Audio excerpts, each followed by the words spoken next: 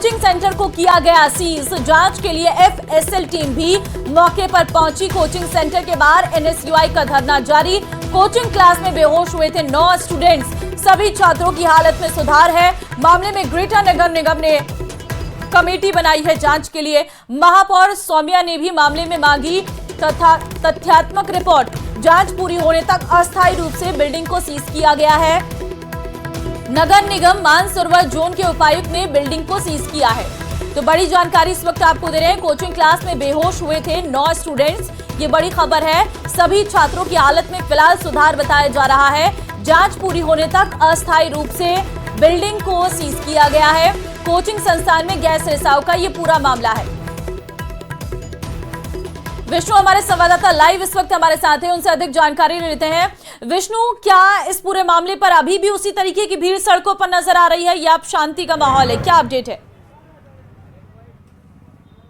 देखिए, कल उत्कर्ष कोचिंग संस्थान में कल शाम को हुए हादसे के बाद जो लगातार विरोध प्रदर्शन बना हुआ था वो भी जारी है।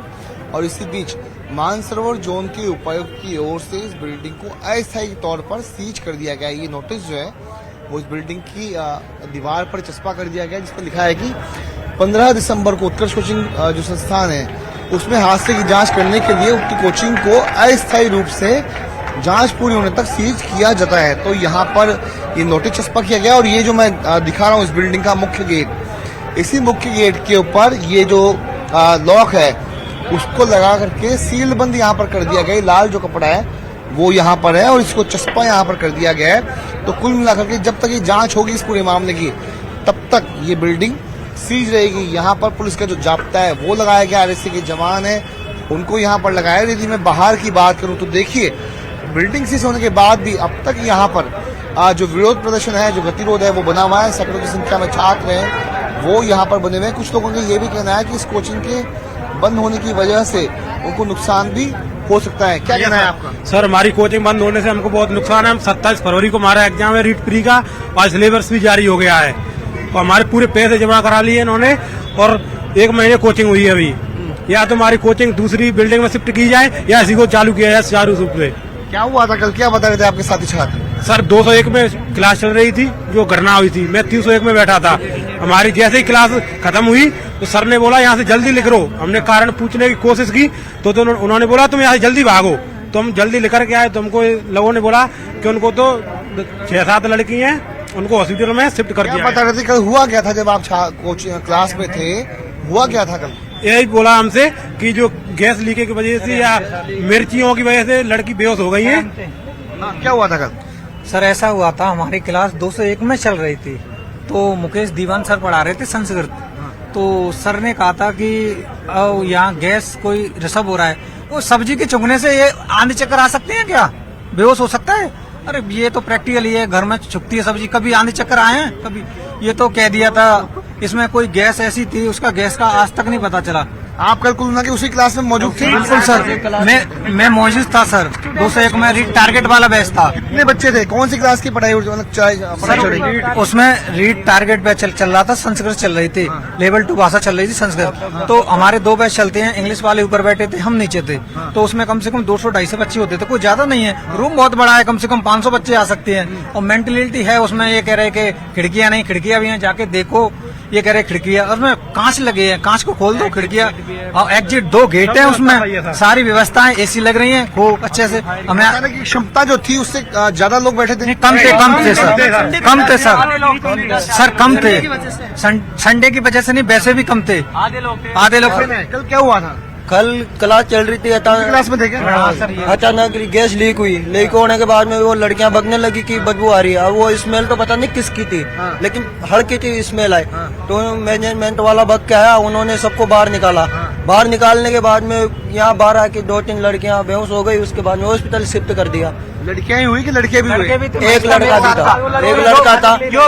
वो अपना अजीज मित्र था, पास ही बैठता था महेश थोड़ा महेश के। आप जब ये सब कुछ हुआ तो आपके कितना असर हुआ उसका बाद? हमारे नहीं हुआ। हमारे तो हुआ नहीं। अगर हमें ये पता चलता था गैस रिसर्व हो रही है तो हम लड़कियों को निकालते पहले, ना कि हम निकलते। हमें तो बाद में पता चला था, जब पीजी पहुंच गए, हाईलाइट देखो ये हो रहा है, ऐसा होता तो हम लड़के पहले उन लड़कियों को निकालते। दोष किसका है अब? ये बात जो जो लगातार विरोध चल रहा है, क्या है मामला? देखो दोस्त तो किसी का नहीं है।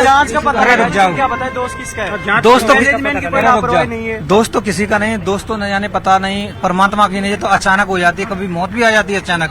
दोस्त कभी किसी का नहीं है। अगर कोई किसी को दोस्त से मार सकता है, कोई नहीं मार सकता। ये बताओ, इधर आओ, तुम भी क्लास में थे? क्लास में सबसे लास्ट में आया था वहाँ से। सबसे लास्ट में आए थे। क्या नाम है आपका? शिवप्रकाश मीणा नाम है मेरा। शिवप्रकाश? हाँ। घटना जब हो रही थी तब कैसा माहौल था उस वक्त में? इतना पता नहीं था, लड़की खांस रही थी, फिर वो ये पता लगा भाई लड़के नॉर्मल खांस रहे होंगे, ज्यादा जुकाम चल रहा है, मतलब सर्दी चल रही होगी। फिर उन्हें सर ने बोला कुछ गैस वैस के जरिए एसी में कोई ट्रांजेक्शन जलाओ, कुछ भी हो मेरे पास। फिर हमने सभी लड़कियों को बाहर निकाला, लड़के भी बाहर निकल गए एक साथ। कुछ लड़कियां थोड़ा निकलने में देर हो गई थी, उनमें खांसी जुकाम कुछ उल्टी हो गई उनकी, उनको बाहर लाया गया, सीधा हॉस्पिटल शिफ्ट कर दिया गया उल्टी की वजह से।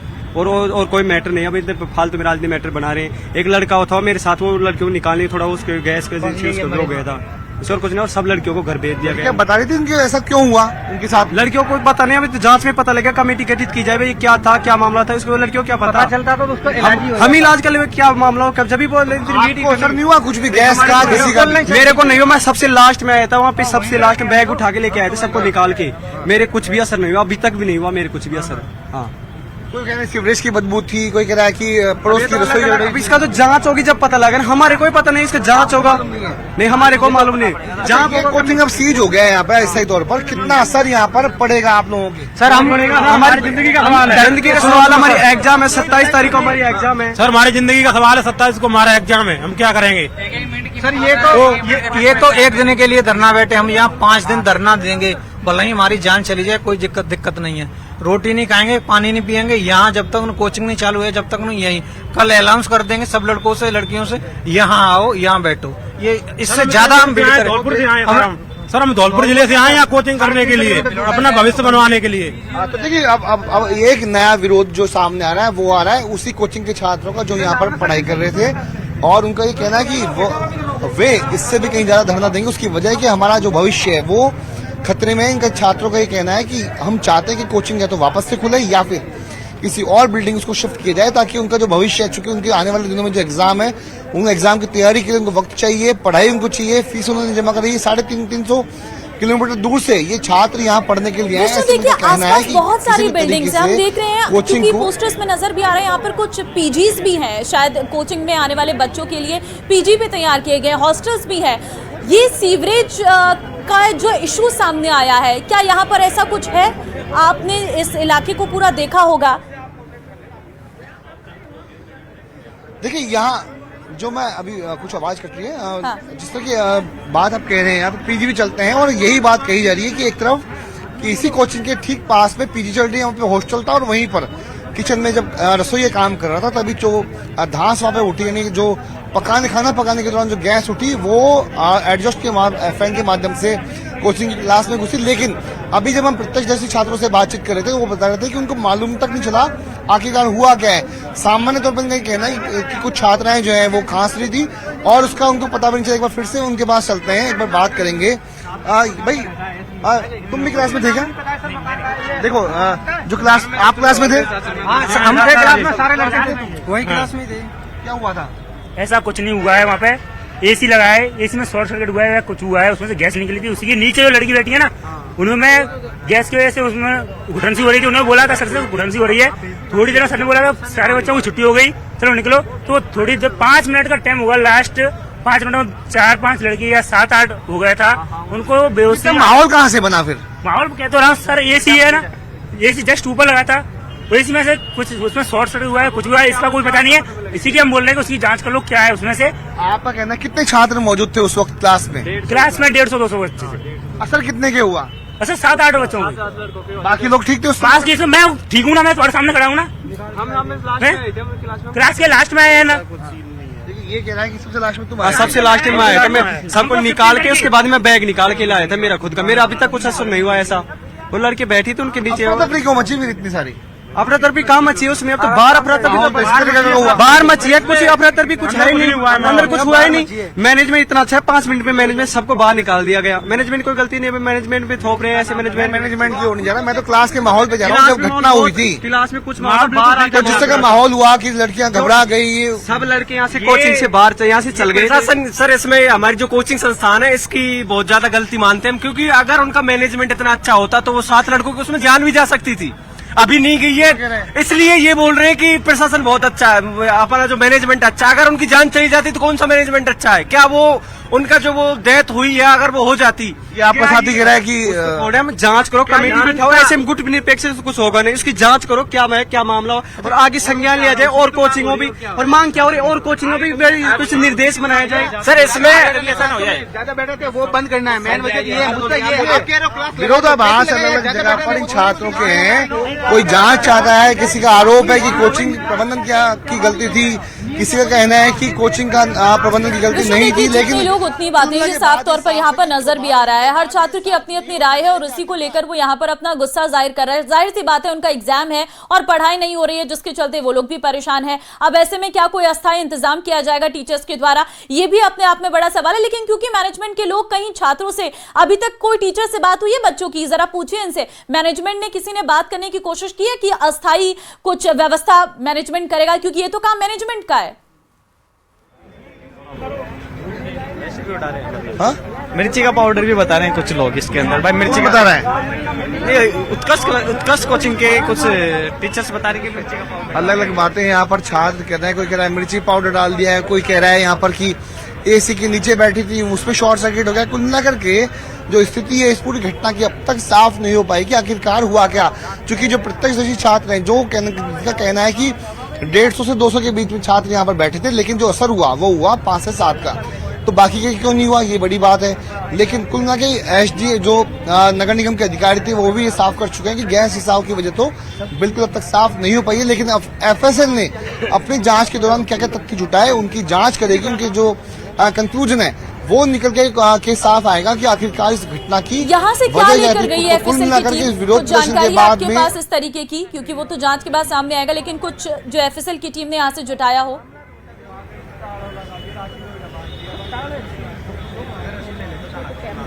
विष्णु, आवाज मिल रही है मेरी? हाँ जी बताइए। विष्णु, मेरा सवाल ये है कि एफएसएल की टीम जो यहाँ पर आई थी साक्ष्य जुटाने के लिए, वो अपने साथ क्या क्या लेकर गई है? कुछ है आपके पास इसको लेकर अपडेट?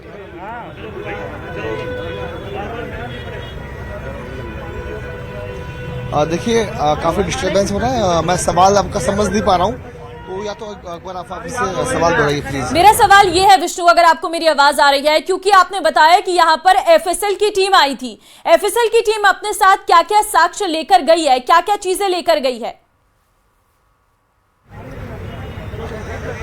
बिल्कुल, देखिए एफएसएल की टीम जो यहाँ पर आई थी उन्होंने यहाँ पर जो आसपास की जो चीजें हैं, जो जहां से घटना बताई जा रही है कि एडजस्ट यहाँ से हुआ था, तो सब जगह के जो सैंपल है वो कुछ सैंपल उठाए, तो टेक्निकली वो सैंपल क्या थे वो हालांकि उन्होंने खुलासा नहीं किया। लेकिन एसीपी एक बात और साफ कर रहे थे कि इस घटना में सीसीटीवी फुटेज भी पुलिस ने उठाए हैं। जी क्या? मैं उसी क्लास का स्टूडेंट था। मैं 17 साल आर्मी में सेवा करके 3 महीने से इस कोचिंग के अंदर कोचिंग कर रहा था, और मैं आपको आंखों दिली हाल बताना चाहता हूँ। 5:45 पर संस्कृत की क्लास छूटनी थी। 5:43 और 44 मिनट के लगभग ऐसी गैस जहरीली आने लगी, उसमें बच्चे बेहोश होने लगे। तो आधे लड़के भक्के निकल गए। जो बच्चियां थी उनको हमने हमारे हाथों से, और जो गाड़ियां रास्ते पर जाने वाली गाड़ियों के अंदर रोक रोक के उनकी सवारी उतार करके बेहोश बच्चियों को हमने गाड़ियों के अंदर बिठाया। आप क्या कर रहे थे यहाँ पर? मैं कोचिंग कर रहा हूँ, एक्स सर्विस मैन हूँ। 17 साल आर्मी के अंदर सेवा करने के बाद उसी बैच के अंदर कोचिंग कर रहा था मैं, 201 नंबर बैच। फिर उसके बाद बच्चियों को जो भी बेहोश थी हमने उनको भेज दिया। लेकिन उसके बाद में जिस हिसाब से, हमको राजनीति से कोई मतलब नहीं, बीजेपी कांग्रेस कौन प्रेसिडेंट हमको किसी से मतलब नहीं, लेकिन जिस हिसाब से प्रशासन ने हमने जिन हाथों से बच्चियों को बैठाया गाड़ी में, हमारे ऊपर ही वो भीड़ को कैसे मैनेज करो, कहां से फोन आया, लठ बरसाए हैं। वो क्या बोलते हैं, वो एसएचओ बोल रही है कि मिर्ची के तड़के से क्या नाम है जहरीली गैस फैल गई। जब वो हमने वीडियो देखा कल, जो वीडियो देखने के बाद में मैं खुद मैं बता रहा हूं आपको, एक जिम्मेवार नागरिक के नाते 17 साल देश सेवा करने के बाद बता रहा हूं कि मिर्ची के तड़के से किसान मजदूर जवान के बेटे मिर्ची से तड़के से बेहोश नहीं होंगे। हादसा कहीं भी हो सकता है, लेकिन जिस हिसाब से इस मैटर को दबाया गया, जिस हिसाब को इस मैटर को मैनेजमेंट किया जा रहा है, वो निराधार गलत है। और जो बच्चे कोचिंग कर रहे हैं, मैं भी उसमें कोचिंग कर रहा हूं, हमारी कोचिंग की 2 दिन में 1 दिन में सुविधा कराई जाए, इस बिल्डिंग में तो और कहीं कराई जाए। और जो बच्चियां जो घायल होगी, जो बीमार हुई हैं, उनको उनकी देखरेख, उनकी इलाज मुहैया कराया जाए। और हम तो यही सेवा करते हैं, आपसे निवेदन करते हैं कि हमारी बात को आप पहुंचाएं। हम ईमानदारी से दूध का दूध और पानी की बात आपको बता रहे हैं। क्लास का आंखों देखा हाल हमने आपको बताया, आंखों देखा हाल बता रहे छात्र यहाँ पर। तो अलग अलग बात जो है, विरोधाभास है, वो यहाँ पर साफ हो पड़ा है। तो कुल मिला के एक बात साफ है कि विरोधाभास है, लेकिन जांच जो है वो अपनी जगह पर है, जिसका कंक्लूजन आना बाकी है। प्रारंभिक तौर पर मना कर दिया गया है कि जो गैस रिसाव है वो सामने नहीं आए, लेकिन छात्र जो क्लास में मौजूद थे उनका भी अलग अलग कहना है, कोई पक्ष में है, कोई विपक्ष में है। तो अलग अलग विरोधाभास है यहाँ पर, वो देखा जाएगा। लेकिन एक बात यही कि वापस से इस बिल्डिंग को सीज कर दिया गया नगर निगम की ओर से। कल तक छात्र जहाँ पर पढ़ने के लिए आ रहे थे, आज वो बिल्डिंग सीज हो चुकी है, चस्पा कर दिया गया है, सील यहाँ पर लगा दी गई है। और जांच जब तक जारी रहेगी तब तक ये सील यहाँ पर रहेगी। अस्थायी तौर के ऊपर उत्कर्ष कोचिंग की बिल्डिंग को सीज कर दिया गया है। वापस से पीछे की तरफ ले चल रहा हूँ, देखिए भीड़ यहाँ पर लगातार जो है वो जारी है। आरएससी का जाप्ता यहाँ पर लगाया गया है। सैकड़ों की संख्या में छात्र अब भी इस कोचिंग सेंटर के बाहर रोड पर जमा है। चूंकि एनएसयूआई के जो अधिकारी है, पदाधिकारी हैं, या फिर और छात्र नेता हैं, बेरोजगार छात्र नेता है, वो यहाँ पर धरना प्रदर्शन में जुटे हुए हैं। इसलिए अलग अलग इन सब की मांगे हैं। उसी मांगों को देखते हुए जो जांच है, धरना है, वो यहाँ पर जारी है। एक बार बात करेंगे कविता शर्मा एसएचओ के साथ हम चलेंगे। ये एसएचओ महेश नगर। मैडम, कविता जी, मैडम कैसे हो? मैं I can not give up. Madam please, I can not. Madam हुआ कोई रिपोर्ट दर्ज हुई है इस पूरे मामले में? अभी तक तो मेरे पास कोई एफआईआर नहीं है। मैडम घटना क्या सामने आई है अभी तक? एसएचओ हो इसलिए प्लीज मैडम। ये बाइट बंद कर दे, मैं वैसे। तो देखिए एसएचओ कविता शर्मा है, फिलहाल कह रही है कि कुछ बोलने को तैयार नहीं है, लेकिन एक बात जरूर साफ है कि रिपोर्ट दर्ज इस पूरे मामले में नहीं हुई, ऐसा एसएचओ महेश नगर का कहना है। तो फिलहाल पुलिस का जाप्ता यहाँ पर है। एक बार वापस से ट्रैफिक जो है वापस से सुचारू हुआ है। जो ट्रैफिक जहाँ पे जाम हो रहा था वो ट्रैफिक खुल चुका है, लेकिन जो भीड़ है वो गोपालपुरा बाईपास पर यहाँ पर जारी है। जी बिल्कुल विष्णु, साफ तौर पर यहाँ पर और भी सारे कोचिंग इंस्टीट्यूट्स हैं, वहां पर बच्चे आ रहे हैं पढ़ाई करने के लिए, और इसके चलते कहीं ना कहीं यहाँ पर अफरा तफरी देखने को मिल रही है। लेकिन ये जो छात्र नेता यहाँ पर हैं, ये कब तक डटे रहने वाले हैं? क्योंकि इनके प्रदर्शन से कहीं ना कहीं आम जन को काफी परेशानी हो रही है। देखिए अभी कुछ देर पहले जब हम विनोद जाखड़ से बात कर रहे थे, जो कि एनएसयूआई के प्रदेश अध्यक्ष, उनका कहना था कि कुछ मांगे हमारी हैं, वो है सुरक्षा को लेकर के, मुआवजे को लेकर के, और भी कुछ चीजें जो एनओसी जारी करते हैं, यानी वो अधिकारी जो इस कोचिंगों को, जो कि नियमों के परे चलते हैं, उनके खिलाफ कार्रवाई करने की मांग भी यहाँ पर थी। तो कई सारी मांगे हैं, लेकिन हो सकता है कि अब चूंकि यहाँ पर कई तरह के जो छात्र नेता हैं, मतलब अलग अलग राजनीतिक संगठनों से जुड़े हुए हैं, उसके अलावा बेरोजगार संघर्ष समिति के जुड़े हुए जो नेता हैं वो यहाँ पर मौजूद हैं, तो सबकी अलग अलग राय है, अलग अलग मांगे हैं। तो कुल मिला करके ये जो घटनाक्रम है अब कहीं ना कहीं राजनीतिक रुख भी संभवतः लेता हुआ जा रहा है। चूंकि प्रशासन जो है वो लगभग अपना काम यहाँ पर कर चुका है, इस बिल्डिंग को सीज कर चुका है, एफएसएल की टीम आकर जांच कर चुकी है। तो जो जांच का जो दायरा था वो लगभग पुलिस और प्रशासन की ओर से, अपनी ओर से हो चुका है। लेकिन इनका एक कहना था कि जनप्रतिनिधि यहाँ पर सरकार की ओर से कोई आया नहीं है।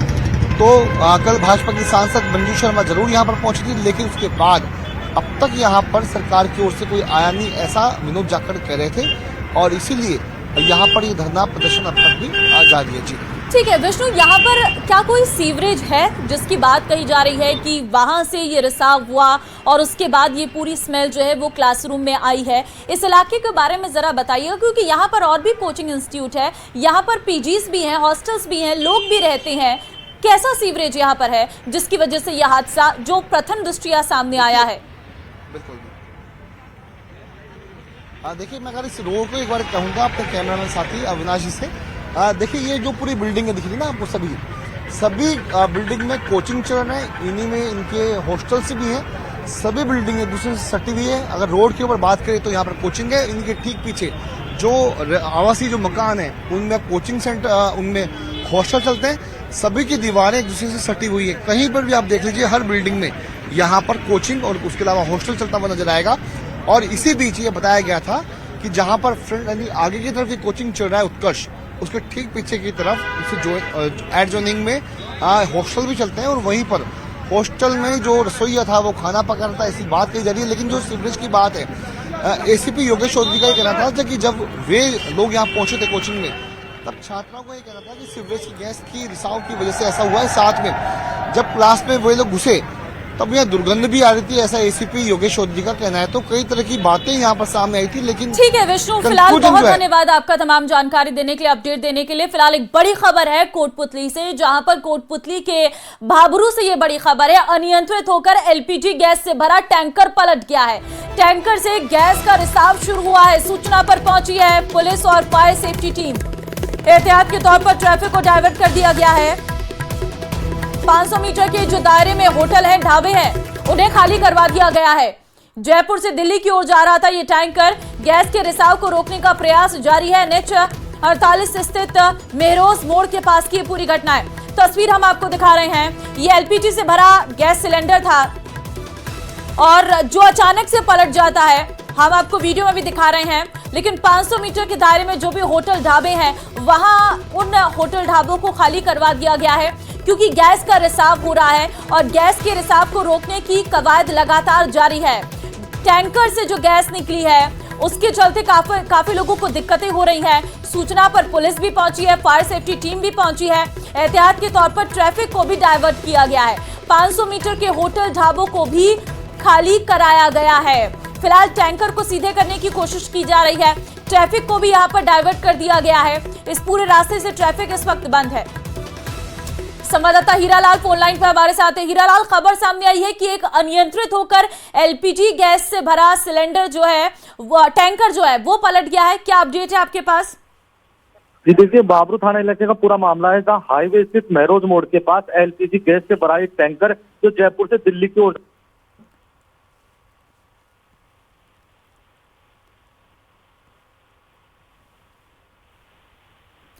लगता है हीरालाल से संपर्क टूट गया है। तो फिलहाल जयपुर से दिल्ली की ओर जा रहा था ये टैंकर। डीग से बड़ी खबर है। दो पक्षों में विवाद के बाद फायरिंग का मामला सामने आया है। झगड़े के बाद तनाव का माहौल है। दोनों पक्षों की तरफ से कराया गया है मामला दर्ज। आरोपियों की गिरफ्तारी के लिए पुलिस सर्च कर रही है। तनाव बढ़ने पर गांव में पुलिस जाब्ता तैनात किया गया है। झगड़े में 20 लोग घायल बताए जा रहे हैं। साल 2014 में एक पक्ष के खुर्शीद नाम के व्यक्ति की हुई थी झगड़े में मौत। तो फिलहाल तस्वीर आपके सामने है। 20 लोग इस पूरे मामले पर घायल हुए हैं। पथराव की सूचना पर पुलिस गांव में पहुंची है और मामले की जांच की जा रही है। एक बाकायदा इसको लेकर कई वीडियो सामने आए। वीडियो के आधार पर आगे पुलिस जांच कर रही है और इसमें कई लोगों को हिरासत में भी लिया जा सकता है। तनाव बढ़ने पर पुलिस का जाब्ता गांव में तैनात किया गया है। आरोपियों की गिरफ्तारी के लिए अब पुलिस जो है वो सर्च चला रही है। वीडियोज के आधार पर लोगों की तलाश की जा रही है। फिलहाल इस झगड़े में 20 लोग घायल भी हैं, जिन्हें अस्पताल में भर्ती करवाया गया है। हो इलाके में दो पक्षों में विवाद का ये पूरा मामला है।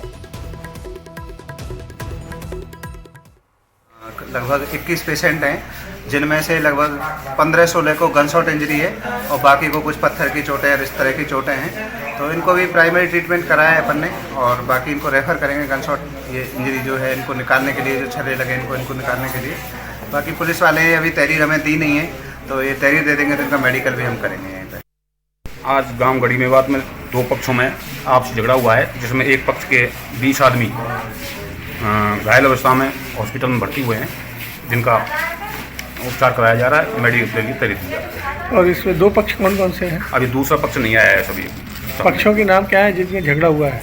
एक पक्ष तो है नूरा। वहीं बांसवाड़ा से बड़ी खबर आपको देंगे, जहां पर 2 नर्सिंग कर्मियों ने डॉक्टर को ही बंधक बनाया है। शिकायत करने पर बंदूक लेकर डराने पहुंचे ये नर्सिंग कर्मी।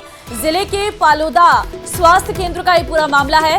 लोहारिया थाने में राज्य कार्य में बाधा का केस दर्ज हुआ है। नर्सिंग ऑफिसर गुलाब चंद कटारा और अभिषेक नितिन पर केस दर्ज। कलेक्टर डॉक्टर इंद्रजीत यादव ने जांच के आदेश दिए। इससे पहले भी डॉक्टर ने सीएमएचओ को दी थी शिकायत। तो फिलहाल 2 नर्सिंग कर्मियों ने डॉक्टर को बंधक बनाया है। लोहारिया थाने में राजकार्य में बाधा का ये पूरा मामला दर्ज किया गया है। नर्सिंग ऑफिसर गुलाब चंद कटारा और अभिषेक नितिन पर केस दर्ज किया गया है। कलेक्टर डॉक्टर इंद्रजीत यादव ने जांच के आदेश दिए हैं। भरतपुर से एक बड़ी खबर है। होटल पर बदमाशों का आतंक देखने को मिला है। गाड़ियों में सवार होकर 10 से 15 बदमाश आए। बदमाशों ने होटल में जमकर तोड़फोड़ की। होटल में लाठी डंडे से पिटाई की, तोड़फोड़ की वारदात सीसीटीवी में कैद हुई। सूचना के बाद मौके पर पहुंची पुलिस। खाने को लेकर कुक से बहस हुई थी, जिसके बाद ये लाठी डंडों के साथ पहुंचे बदमाश। 10 से 15 ये बदमाश बताए जा रहे हैं, जहां पर लोगों के साथ मारपीट की। ढाबे में जो सामान रखा हुआ था, जो शीशे थे ढाबे के, वो तोड़ दिए गए इनके द्वारा। सीसीटीवी फुटेज के आधार पर अब आगे जांच की जा रही है।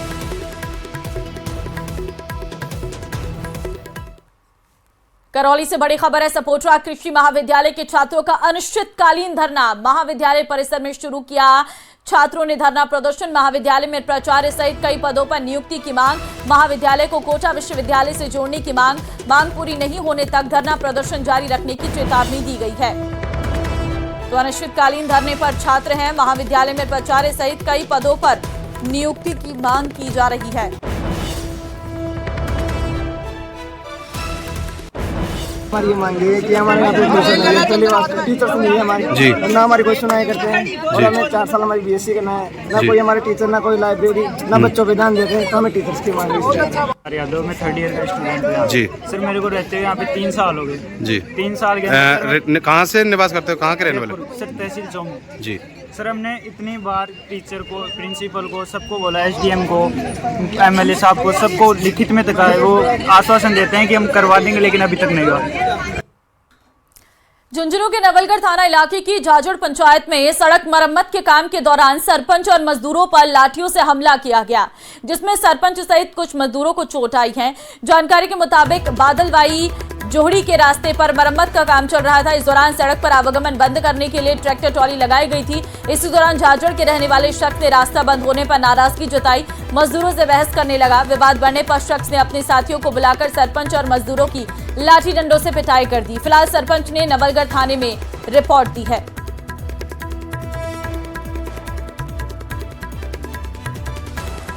और इस बुलेटिन में फिलहाल के लिए बस इतना ही। आगे देखिए स्पेशल रिपोर्ट। नमस्कार।